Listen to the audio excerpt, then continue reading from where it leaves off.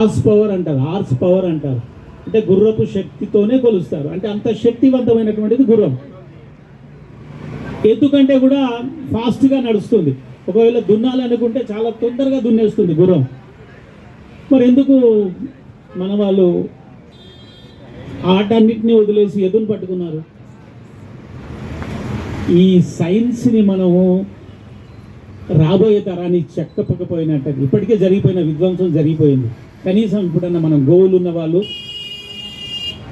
గోశాలలు ఉన్నవాళ్ళు, మందులు ఉన్నవాళ్ళు ఈ సైన్స్ని చెప్పగలగాలి. ఇంకా ఏమన్నా గట్టిగా మాట్లాడాలంటే సోకాల్డ్ సైంటిస్టులు మనం ఎవరైతే చెప్పుకుంటున్నామో వాళ్ళని వెళ్ళి గ్రామాల్లోకి వెళ్ళి ఇప్పుడు రాబోయేటువంటి మృగశిర కార్తెకు తొలకరి జల్లులు పడ్డప్పుడు పశువుల ప్రవర్తన మీద మీరు పరిశోధన చేయండి.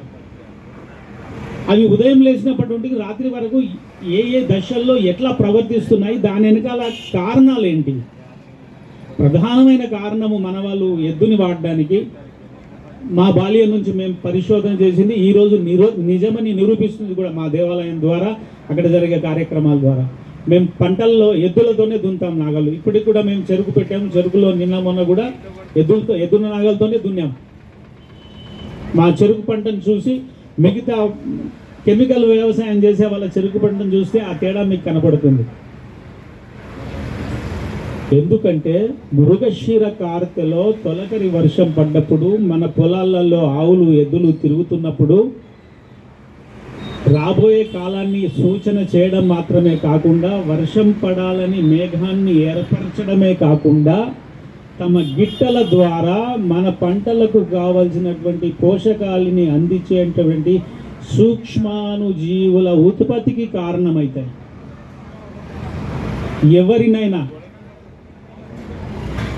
ఈ వీడియోలు చూసే వాళ్ళు కావచ్చు, మరే సైంటిస్టులు కావచ్చు, నా ద్వారా మా గ్రామానికి రండి, మా పొలాలకు రండి.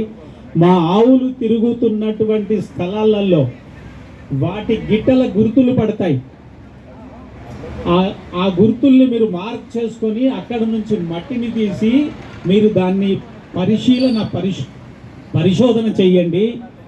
అది అడుగు తీసి అడుగు వేస్తే ఎన్ని కోట్ల జీవుల ఉత్పత్తికి ఆ గిట్టలు కారణమవుతున్నాయి.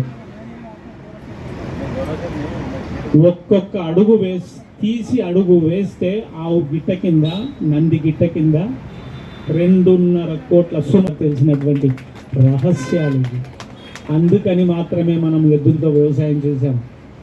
మూర్ఖత్వంతో ఈరోజు మనము వాటిని పక్కన పెట్టి అనేక రుగ్మతలకు కారణం అవుతున్నటువంటి ఆధునిక వ్యవసాయంలో ఆధునిక హైబ్రిడ్స్ విత్తనాల్లో పడి ఆరోగ్యాన్ని పడగొట్టుకొని ఆసుపత్రుల చుట్టూ తిరుగుతున్నటువంటి బతుకులుగా మారిపోయాయి. మన భావితరాలకి మానసికమైన శారీరకమైన ఆరోగ్యాన్ని అందించాలంటే గో ఆధారితంగా జరిగే వ్యవసాయాన్ని, అలాగా పండించే పంటలని, ఆ ఉత్పత్తుల్ని అందించగలగాలి.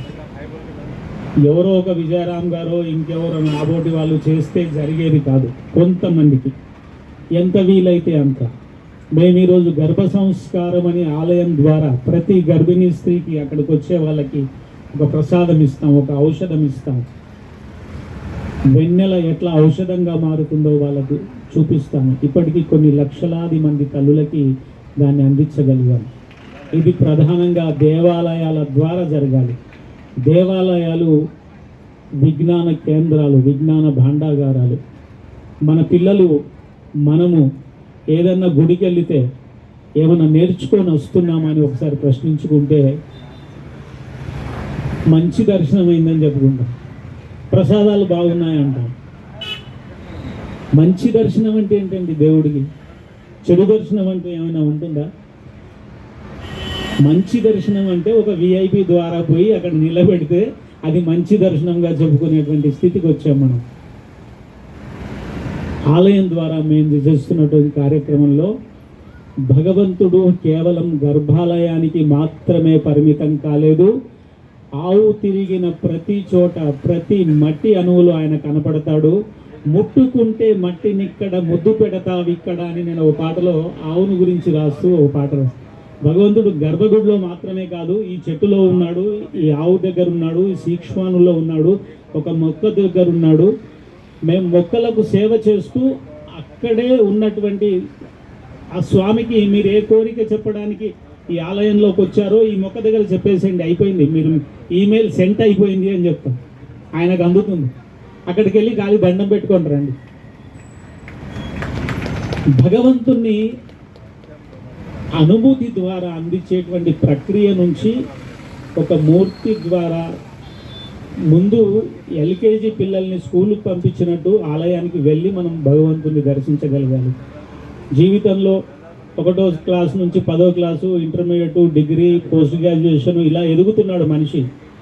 కానీ భక్తి విషయంలోకి వస్తే చిన్నప్పుడు ఆలయంకి వెళ్తేనే భగవంతుని చూస్తున్నాడు, 10th క్లాస్కు అమ్మ నాన్నలతో వెళ్తేనే భగవంతుని చూస్తున్నాడు, పెళ్ళైతే భార్యా పిల్లల్ని వెళ్తేనే భగవంతుని గుడిలోనే చూస్తున్నాడు, మిగతా ఎక్కడ చూడలేకపోతున్నాడు. అంటే ఆధ్యాత్మికంగా మనం 90 ఏళ్ళు వచ్చినా కూడా ఎదగలేకపోతున్నాం. 90 ఏళ్లకు గుడికి వెళ్తేనే భగవంతుడు, ఇంకో చోట మనకు భగవంతుడు లేడు. కానీ మన సంస్కృతి అట్లా చెప్పలేదు. సర్వాంతర్యామి, విష్ణు సహస్రనామాల్లో విష్ణు వశత్కారు అని చెబుతారు కదా, అక్కడ మొట్టమొదటి పదం పట్టుకుంటే చాలు మన భగవంతుడు సులభంగా దొరుకుతుంది.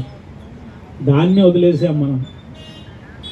ఎంత ఖర్చు అయినా తిరుపతికి వెళ్తేనే వెంకటేశ్వర స్వామి, మన కాలనీలో వెంకటేశ్వర స్వామి, మన ఊళ్ళో వెంకటేశ్వర స్వామి గుడి ఉంటే పెద్ద లెక్క పెట్టాం, రోజు దాని ముందు నుంచే వెళ్తాము, ఆలయం ముందు నుంచే కానీ ఆయనకు దండం పెట్టాం. తిరుపతికి వెళ్తే ఖరీదు కదా, పెద్ద టికెట్ ఇస్తే కానీ అక్కడ దర్శనం జరగదు కదా, పెద్ద సిఫార్సు ఉత్తరాలు ఉంటే తప్ప ఆయన దొరకడు కదా. ఆ భ్రమలో పడిపోయి మన సంస్కృతిని వారసత్వంగా గురువులు, భగవంతుడు గీత ద్వారా ఏదైతే అందించాడో దాన్ని దూరం చేసుకున్నాం. ఇలాంటి మహానుభావులు ఆవు పేరుతో ఈరోజు ఇలా నిరాహార దీక్షకు పూనుకోవడం నిజానికి సిగ్గు. ఇది మనకి మన దేవతని, మన అమ్మని, మా అమ్మాని చెప్పుకోవడానికి మళ్ళీ నిరాహార దీక్ష చేసుకోవడం ఏమిటి? ప్రభుత్వాలు గుర్తించాలి, ఎవడు అడగకుండానే దాన్ని చేయగలగాలి. మరి ఎందుకు జరగటం లేదు? ఎవరికో భయం, ఎవరినంటే ఏమవుతుందో. ఇప్పటికైనా విజయరామ్ లాంటి మిత్రులు చాలామంది ప్రతిరోజు ఈ 10 రోజులలో వారికి మద్దతును ప్రకటిస్తూ ఆవుని జాతీయ జీవిగా, జంతువుగా ప్రకటించాలన్నారు. సంతోషం. ఇక్కడ మా మారేడుపల్లి పెట్టారు.